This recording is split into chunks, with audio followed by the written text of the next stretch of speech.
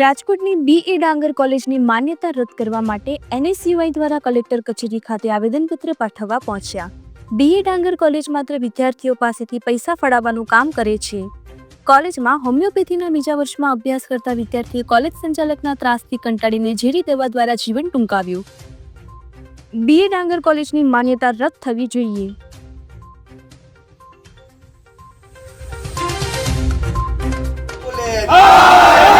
रद्द करो रद्द करो BA डांगर कॉलेज की मान्यता रद्द करो रद्द करो रद्द करो BA डांगर कॉलेज की मान्यता रद्द करो।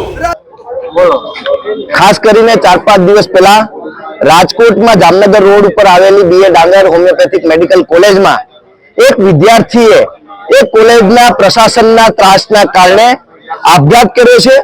આ કહી શકાય કે એક સમગ્ર શિક્ષણ જગતમાં ખૂબ દુઃખની બાબત છે અને આ BA ડાંગર કોલેજે અવારનવાર વિવાદોમાં આવતી હોય છે। બોગસ ડોક્ટર હોય, બોગસ નર્સિંગ સ્ટાફ હોય કે બોગસ પ્રોફેસરોની વાત હોય તો આ BA ડાંગર કોલેજ અવ્વલ નંબર ઉપર આવે છે।